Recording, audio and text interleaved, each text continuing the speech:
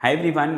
शाम के 6 बज चुके हैं और तुम मेरे आवाज़ में वो जोश नहीं देख पा रहे होगे। गला ख़राब चल रहा है, इसलिए पिछले 2-3 दिन से वीडियोज़ इस पे नहीं आ रही थी। कल रात की क्लास भी नहीं हुई प्रैक्टिस की। मैं यहाँ पर दुख भरी बात बताने नहीं आया हूँ, मुद्दे की बात बताने आया हूँ कि आज हम करने जा रहे हैं एनसीईआरटी केमिस्ट्री की एक और हिडन लाइन का सेट। थोड़ा सा लॉन्ग फॉर्म वीडियो है, लेकिन इसमें सर ने काफ़ी सारी लाइन्स को पिक किया है, तो प्लीज़ गो थ्रू इट।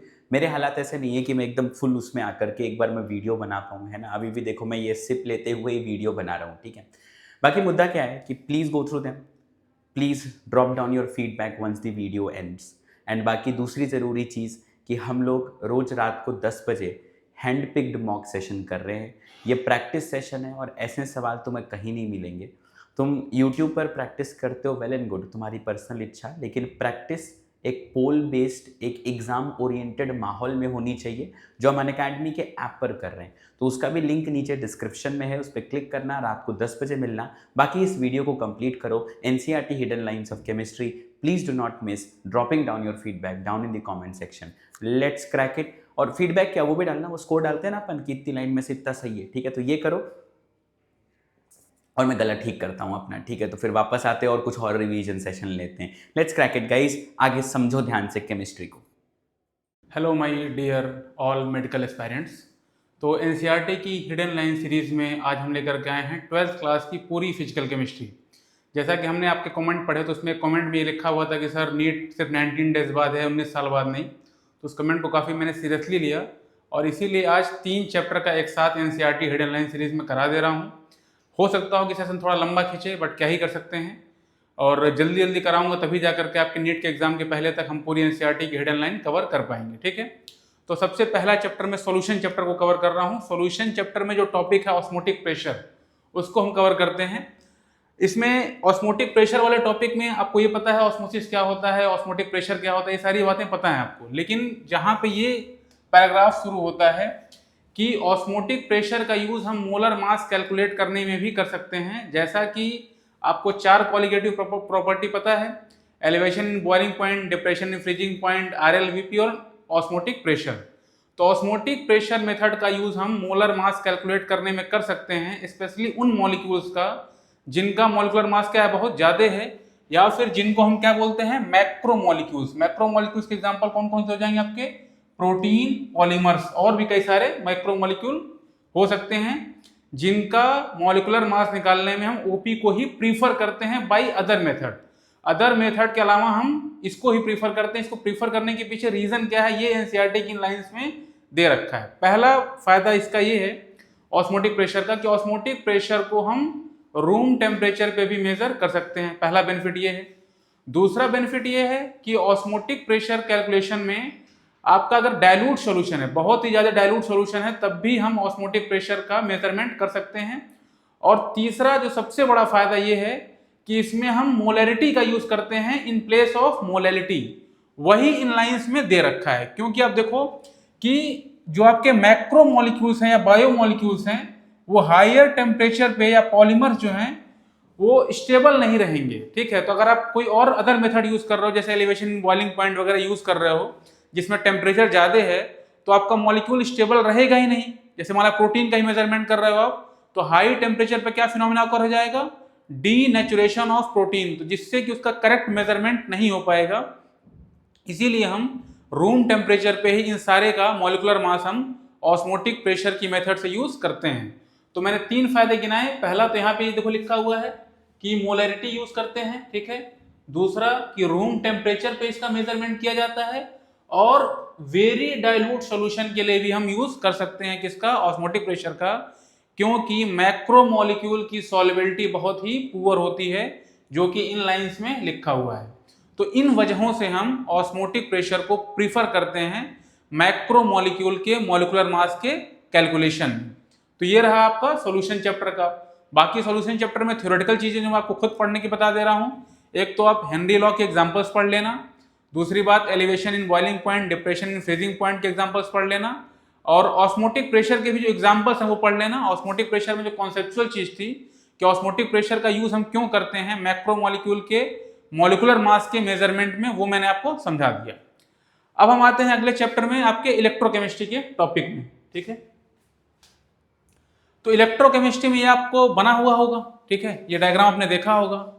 अब इसमें अपने को ये ध्यान देना है कि हर डायग्राम में हम देख रहे हैं क्या लगा हुआ है, सॉल्ट ब्रिज। हर डायग्राम में क्या लगा हुआ है, सॉल्ट ब्रिज। तो ये क्वेश्चन पूछा जा सकता है कि किस केस में सॉल्ट ब्रिज की जरूरत नहीं पड़ेगी, सॉल्ट ब्रिज किस केस में हम अवॉइड कर सकते हैं। तो उसका जवाब एनसीईआरटी की हिडन लाइंस में दे रखा है कि जब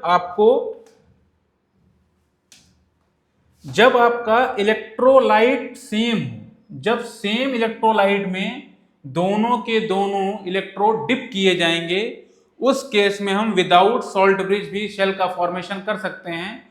और इसका एप्लीकेशन आपको कहां देखने को मिलता है, इलेक्ट्रोलिटिक सेल में। आप इलेक्ट्रोलिटिक सेल में ध्यान दो कि हम सेम इलेक्ट्रोलाइट में 2 इलेक्ट्रोड रखते हैं विदाउट एनी सॉल्ट ब्रिज, क्योंकि सॉल्ट ब्रिज बेसिकली कर क्या रहा है, आयन का मूवमेंट करवा रहा है फ्रॉम लेफ्ट टू राइट, ठीक है।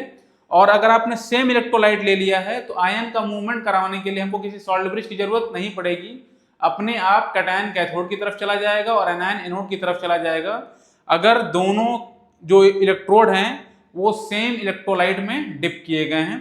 तो आपसे क्वेश्चन पूछा जा सकता है कि विदाउट सॉल्ट ब्रिज हम सेल फॉर्म कर सकते हैं क्या, तो हाँ कर सकते हैं, बट उसके लिए कंडीशन जरूरी है कि इलेक्ट्रोलाइट आपका सेम होना चाहिए, इलेक्ट्रोलाइट डिफरेंट नहीं होना चाहिए। जिस केस में भी इलेक्ट्रोलाइट डिफरेंट रहेगा उस केस में हमारी मजबूरी है कि हमको सॉल्ट ब्रिज का यूज करना पड़ेगा। इसी डायग्राम का यूज एक अगले कॉन्सेप्ट को भी समझाने में है। आपको ये पता है कि इलेक्ट्रोड पोटेंशियल क्या होता है, ई सेल। आपको शायद ये भी पता है कि स्टैंडर्ड पोटेंशियल क्या होता है, ई नॉट सेल। बट अगर आपसे ये क्वेश्चन आ जाए कि ईएमएफ किसको बोलते हैं, ठीक है, ईएमएफ किसको बोलते हैं, तो आपके ध्यान में ये है, अगर ईएमएफ वाला तो टर्म हमने फिजिक्स में देखा हुआ है, नहीं केमिस्ट्री में भी यूज है। देखो आप ईएमएफ के बारे में जहां आपका थ्योरी दे रखा है इसकी इलेक्ट्रोकेमिकल सेल की ही, उसी में इस पैराग्राफ में बताया गया है कि हम इलेक्ट्रोमोटिव फोर्स या ईएमएफ किस चीज को बोलते हैं। देखो आप क्लियरली लिखा हुआ है कि पोटेंशियल डिफरेंस जो रहता है दोनों सेल के बीच में, उसको तो हम क्या बोलते हैं, सेल पोटेंशियल। उसको हमने क्या नाम दिया, सेल पोटेंशियल, ठीक है। लेकिन जब शेल पोटेंशियल सेल ईएमएफ कहलाएगा किस केस में, जब कोई भी करंट ड्रॉ नहीं होगी सेल के थ्रू, जब कोई भी करंट ड्रॉ नहीं होगी सेल के थ्रू, उस केस में जो आपका ई सेल है वो ई सेल ना कहला के क्या कहलाएगा, electromotive force EMF of the cell, electromotive force EMF of the cell. इसका मतलब कि आपका जो ये 3 डायग्राम बने हुए हैं इसमें से ईएमएफ ऑफ सेल हम खाली एक केस में यूज कर सकते हैं जहां पे I इक्वल टू 0 है, I इक्वल टू 0 है। जब कोई भी करंट ड्रॉ नहीं होगी सेल के थ्रू, उस केस में हम ई सेल की बजाय ईएमएफ ऑफ द सेल वाला टर्म यूज करते हैं।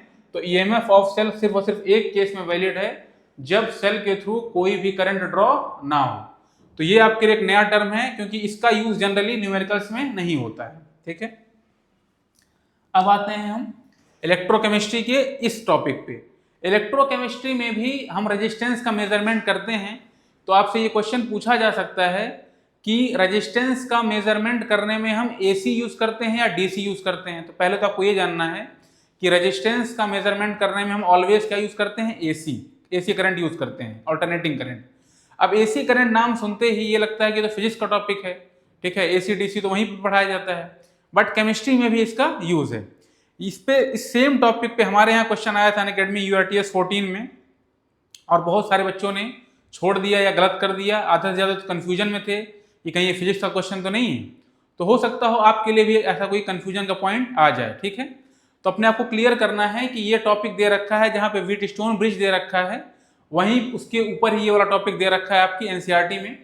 तो अपने को ये ध्यान देना है कि अगर हमने डीसी यूज़ किया, रेजिस्टेंस का मेजरमेंट करने में अगर डीसी यूज़ किया आयनिक कंडक्टेंस वाले टॉपिक में, तो डीसी क्या करता है कि इलेक्ट्रोलिसिस की प्रोसेस को करा देता है। दैट मीन्स वो करेगा क्या कि आयन को ऑक्सीडाइज भी कर देगा और क्या कर देगा, रिड्यूस भी कर देगा।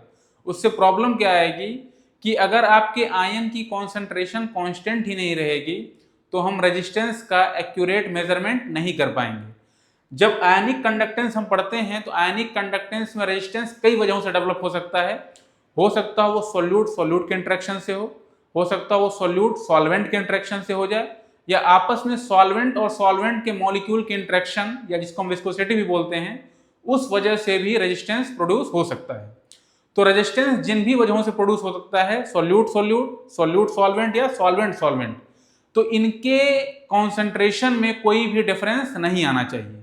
इसका मतलब इनकी कॉन्सेंट्रेशन कांस्टेंट रहनी चाहिए during the measurement of resistance. उसके लिए हमको डीसी यूज नहीं करना है, क्या यूज करना है, एसी। एसी क्या करता है कि आपका कॉन्सेंट्रेशन को कांस्टेंट रखता है, क्योंकि इलेक्ट्रोलिसिस की प्रोसेस को स्टॉप करता है, ये इलेक्ट्रोलिसिस होने नहीं देता। क्योंकि एसी करंट जब भी आप फ्लो कराओगे तो आपको पता है एसी करंट ऐसे मूव करेगा, ठीक है, कभी पॉजिटिव कभी निगेटिव, ऑलवेज क्या करता है, फेज चेंज करता रहता है, ठीक है। तो इससे क्या होगा कि आयन का मूवमेंट किसी एक पर्टिकुलर डायरेक्शन में कैथोड या एनोड की तरफ नहीं होगा, जिससे कि हमारा इलेक्ट्रोलिसिस की प्रोसेस नहीं होगी। और यही हमको करना है कि कैलकुलेशन जब हमको करनी है रेजिस्टेंस की, तो हमारी कॉन्सेंट्रेशन में कोई डिफरेंस नहीं आना चाहिए, हमारी कॉन्सेंट्रेशन कांस्टेंट रहनी चाहिए। तो कॉन्सेंट्रेशन में कोई चेंज ना आ जाए, इसी के लिए हम एसी का यूज करते हैं। और दूसरी बात, एक स्पेशल टाइप की हम सेल का भी यूज करते हैं, जिसको क्या बोलते हैं, कनेक्टिविटी सेल, या इसी हम यूज कर रहे हैं कंडक्टिविटी सेल, ठीक है। कंडक्टिविटी सेल का यूज करते हैं। पहला ध्यान हमको ये रखना है, जो स्पेशल टाइप की आपका डायग्राम दे रखा है, और दूसरा आपको ये ध्यान रखना है कि हमें डीसी का यूज ना करके एसी का यूज करना है। तो जो मैंने आपको भी समझाया वही इन लाइंस में दे रखा है कि हम एसी पावर का ही यूज करते हैं रेजिस्टेंस के मेजरमेंट में, ठीक है। अब चलते हैं हम अगले टॉपिक की तरफ। ये आपका दे रखा है कोलरॉक्स लॉ, जहां समझाया गया है वहां पे ये दे रखा है आपको, ठीक है। इक्वेशन लैम्डा एम बराबर lambda M naught A C to the power 2। अब हमको ये इक्वेशन तो पता है, बट इस ए के बारे में नहीं पता है। तो हो सकता हो आपसे इस कांस्टेंट ए के बारे में क्वेश्चन पूछ ले। तो ए एक जनरली क्या है, कांस्टेंट है, ठीक है। देखो आप दिया हुआ है, the value of constant A for a given solvent and temperature depends on the type of electrolyte. तो पहले तो आपको ये जानना है कि ये क्या है, कांस्टेंट है, जो किस चीज पर डिपेंड करेगा, टाइप ऑफ इलेक्ट्रोलाइट पे, और किसी चीज पर डिपेंड ये नहीं कर रहा है। टाइप ऑफ इलेक्ट्रोलाइट का मतलब अगर सेम टाइप के ही इलेक्ट्रोलाइट है, मतलब उस पर चार्ज अगर सेम है, ठीक है, चार्ज सेम है, तो उनका जो है आपका ए की वैल्यू क्या रहेगी, सेम रहेगी। जैसे NaCl हो गया और MgSO4 हो गया, इनके लिए ए की वैल्यू सेम नहीं हो सकती, क्योंकि यहाँ पे +1 -1 है, जबकि यहाँ पे क्या है, +2 -2। तो आपके सेम टाइप के इलेक्ट्रोलाइट होने चाहिए, जैसे मान लो NaCl, KCl, CaCl, तो इनके लिए ए की वैल्यू सेम हो सकती है, क्योंकि टाइप क्या है, सेम। अब देखो टाइप यहाँ बताया गया है 1-1 है कि 2-1 है कि 2-2 है। ये 1-1, 2-1, 2-2 का मतलब होता है चार्ज, चार्ज इसके ऊपर क्या क्या, कैटायन और एनायन के ऊपर क्या क्या चार्ज है। तो हो सकता है आपसे कंपेयर करवा सकता है या पूछ सकता है कि which one of the following pair has the same value. तो उन्हीं पेयर के लिए ए की वैल्यू सेम होगी जिस पेयर में कैटायन और एनायन के ऊपर सेम चार्ज होगा, या जो सेम टाइप के होंगे, चाहे तो दोनों 1-1 टाइप के हों, चाहे दोनों 2-1 टाइप के हों, चाहे दोनों क्या हों, 2-2 टाइप के हों। उसी कंडीशन में हमारे कांस्टेंट ए की वैल्यू क्या होगी, सेम होगी, ठीक है। तो ये आपका तीसरा था इलेक्ट्रोकेमिकल सेल से। अब एक आगे और देखते हैं। यहां पे आपका जहां पे दे रखा है लास्ट में commercial cell, primary cell, secondary cell, वहां पे ये दे रखा है। इसमें एक लाइन बहुत काम की है कि आपसे क्वेश्चन पूछा जा सकता है कि which one of the following cell have constant EMF throughout the life, constant EMF throughout the life. तो एनसीईआरटी की हिडन लाइन है, जिस पर आपने ध्यान नहीं दिया होगा, उसी को हम बता रहे हैं। देखो आप यहाँ पे लिखा है the cell potential is approximately 1.35 volt and remain constant during its life as the overall reaction does not involve any ion in the solution.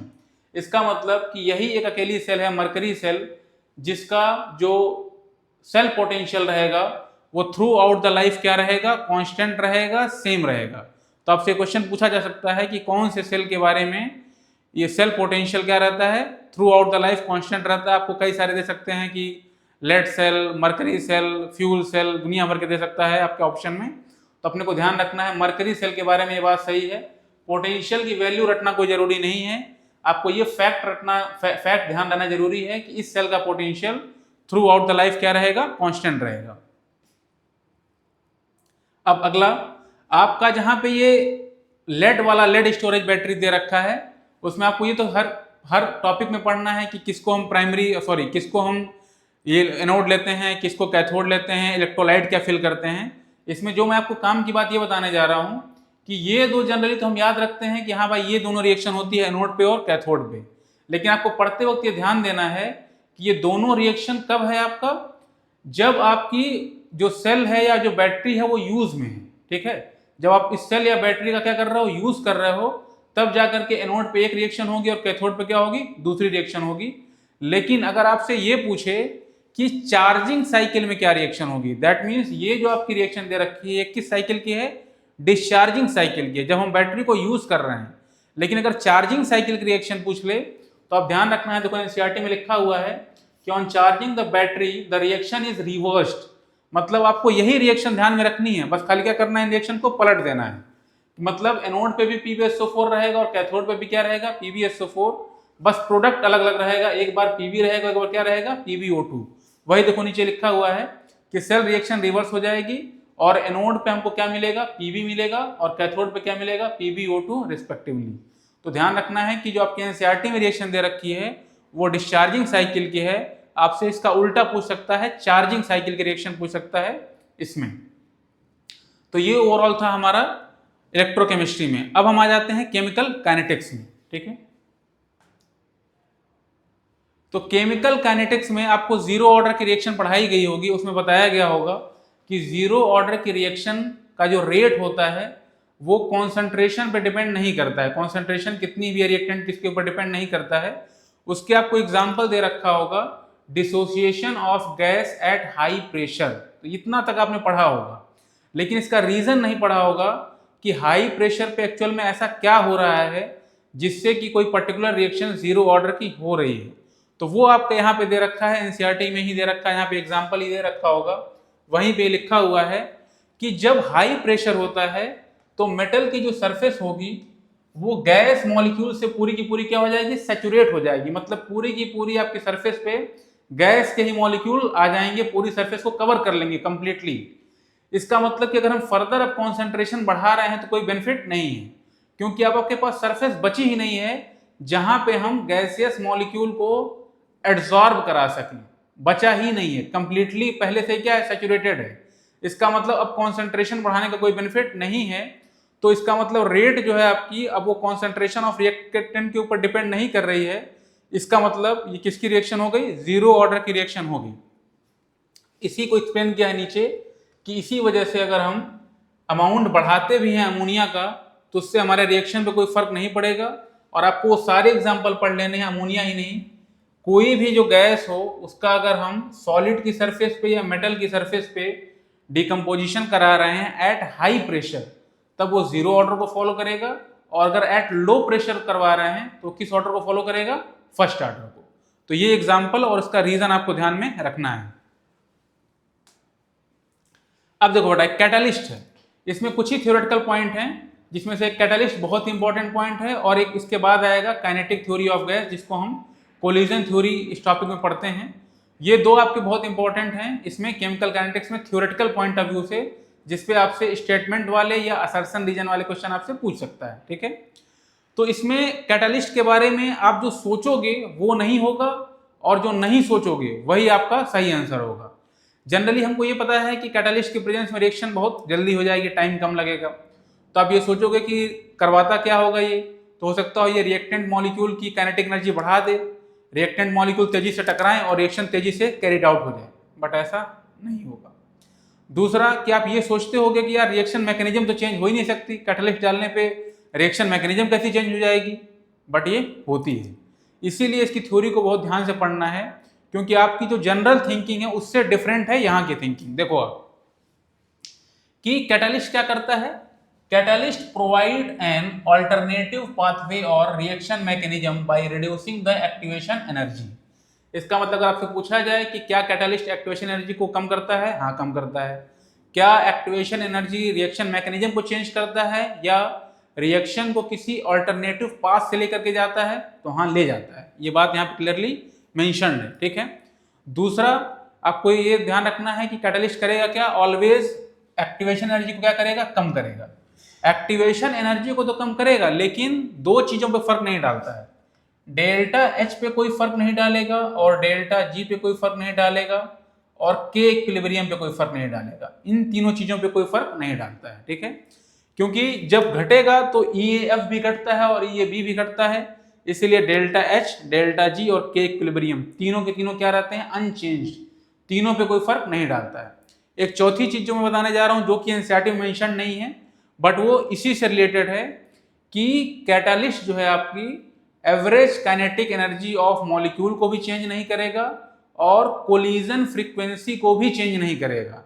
Reaction जल्दी होने का रीजन ये है कि ऑल्टरनेटिव पाथ से लेकर के जा रहे हैं, एक्टिवेशन एनर्जी का लेवल क्या कर रहे हैं, हम कम कर रहे हैं, जिससे maximum number of molecule reaction में पार्टिसिपेट करके प्रोडक्ट की तरफ क्या करें, मूव करें, ठीक है।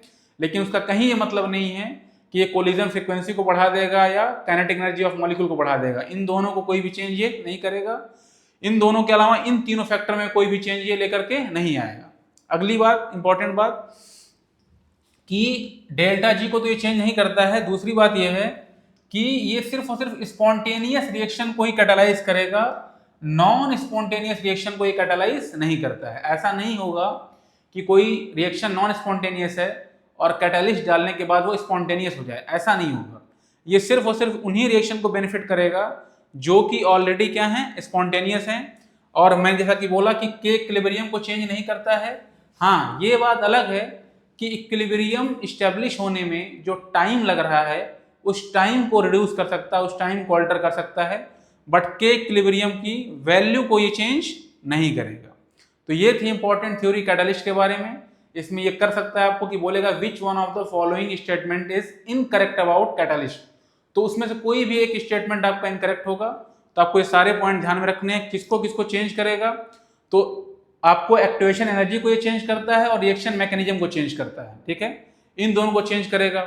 किसको चेंज नहीं करेगा, तो डेल्टा जी को चेंज नहीं करेगा, डेल्टा एच को चेंज नहीं करेगा, के इक्विलिब्रियम को चेंज नहीं करेगा, कोलिजन फ्रीक्वेंसी को चेंज नहीं करेगा और average kinetic energy of molecule को भी चेंज नहीं करेगा। तो आई होप आपको कैटालिस्ट का ये सारा का सारा पॉइंट क्लियर हो गया होगा और अब आपके कैटालिस्ट के बारे में कोई भी थ्योरेटिकल पॉइंट आपसे गलत नहीं हो सकता। अब हम आगे बढ़ते हैं, ठीक है। अपनी लास्ट जो थ्योरी है आपकी, जिसमें पढ़ाया जाता है आपको कोलिजन थ्योरी, ठीक है। तो कोलिजन थ्योरी में ये हमको पता है कि वही रिएक्टेंट मॉलिक्यूल प्रोडक्ट में कन्वर्ट हो सकते हैं जो कि एनर्जी बैरियर को भी क्रॉस करें और ओरिएंटेशन बैरियर को भी क्रॉस करें। एनर्जी बैरियर का मतलब एटलीस्ट उनकी जो एनर्जी हो वो क्या हो, आपका जो एनर्जी बैरियर हो उसको टच करे या उसको क्या करे, क्रॉस करे, तभी जा करके वो रिएक्टेंट प्रोडक्ट में कन्वर्ट हो सकता है। लेकिन सारे के सारे रिएक्टेंट जो कि खाली एनर्जी बैरियर को पास कर रहे हैं वो सारे के सारे प्रोडक्ट नहीं बनेंगे। उसके लिए हमारा प्रॉपर ओरिएंटेशन भी होना जरूरी है। तो लास्ट में, चैप्टर के लास्ट में जो थ्योरी दे रखा है उस पर आपको ध्यान देना है। तो पहला पूछा जा सकता है कि कोलिजन फ्रीक्वेंसी किसको बोलते हैं, तो आपको पता है कि number of collision per second per unit volume is known as collision frequency. तो आपको ये जो रेट दे रखा होता है, तो इसमें जो ZAB वाला पॉइंट, आपको हर पॉइंट का मतलब पता होना जरूरी है। ZAB क्या है, ये आपकी कोलिजन फ्रीक्वेंसी को बताता है। अगर A और B कोई दो रिएक्टिंग मॉलिक्यूल हैं तो पर यूनिट वॉल्यूम में या पर यूनिट टाइम में किस फ्रीक्वेंसी से टकरा रहे हैं, कितना टकरा रहे हैं, उसी को हम क्या बोलेंगे, कोलिजन फ्रीक्वेंसी।